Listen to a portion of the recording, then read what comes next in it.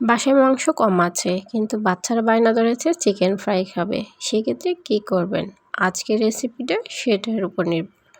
চলুন তাহলে শুরু করি। ভিডিওতে দেখতে শেষ পর্যন্ত থাকুন। আমি এখানে 1 পিস মাংস নিয়েছি। মাংসগুলো ছোট ছোট করে কেটে নিয়েছি। তাতে দিয়ে দিব 1/2 চা চামচের চেয়ে কম হলুদ গুঁড়ো, ধনিয়ার গুঁড়ো এবং মরিচ গুঁড়ো এবং সামান্য পরিমাণ লবণ। যেহেতু আমি এখানে সয়া সস ইউজ করব সেহেতু পরিমাণটা কম দিয়েছি। তাতে দিয়ে দিব সামান্য পরিমাণ গরম মশলার গুঁড়ো এবং 1 টেবিল চামচের মতো সয়া সস। আর দিয়ে দিব অর্ধেকটা ডিম। যেহেতু মাংস কম সেহেতু অর্ধেকটা ডিম দিলেই এনাফ। এখন ভালো করে একটু মাখিয়ে নিব।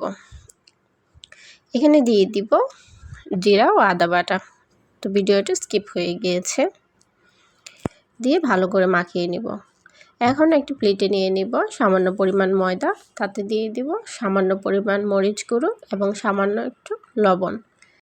ভালো করে ময়দার সাথে মিশিয়ে নিব। এখনও যারা আমার চ্যানেলটি সাবস্ক্রাইব করেননি প্লিজ সাবস্ক্রাইব করে নিন। এই পদ্ধতিতে চিকেন ফ্রাই ভাজি করলে সবাই খুশি। বিকালের নাস্তায় কিংবা বাচ্চাদের টিফিনের জন্য বেস্ট একটি রেসিপি। এখন আগে থেকে করে রাখা চিকেনের ম্যারিনেটগুলো আমি দিয়ে দিচ্ছি। দিয়ে ভালো করে মিশিয়ে নিব।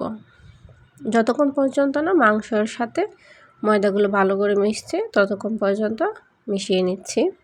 এই ফাঁকে যারা আমার চ্যানেলটি সাবস্ক্রাইব করেননি প্লিজ সাবস্ক্রাইব করে নিন।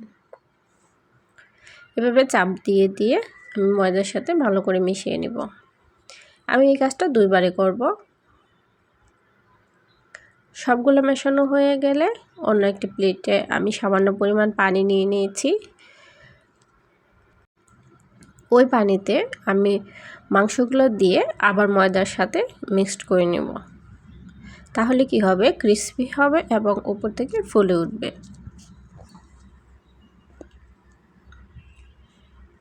এভাবে করে আমি সবগুলা চিকেন সাথে ময়দা মিশিয়ে নেব। তো সবগুলো মেশানো হয়ে গেলে আমি একটি কড়াই দিয়ে দিব পরিমাণ মতো তেল। আমি এখানে আজকে সরিষার তেল ইউজ করব, আপনারা অন্য কোনো তেল ইউজ করতে পারেন। তেলটা গরম হয়ে আসলে চিকেনগুলো দিয়ে দিব। চিকেনগুলো দেওয়া হয়ে গেলে সামান্য একটু ভেজে নেব। যখন ভাজা হয়ে যাবে উল্টিয়ে দিব। তো দেখেন কতটুকু বড় হয়ে গিয়েছে চিকেনগুলো। এভাবে করে অনবরত নেড়ে আমি চিকেনগুলো ভেজে নিচ্ছি।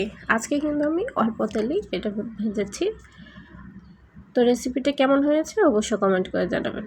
তো চিকেনগুলো হয়ে গিয়েছে, আমি নামিয়ে নিচ্ছি।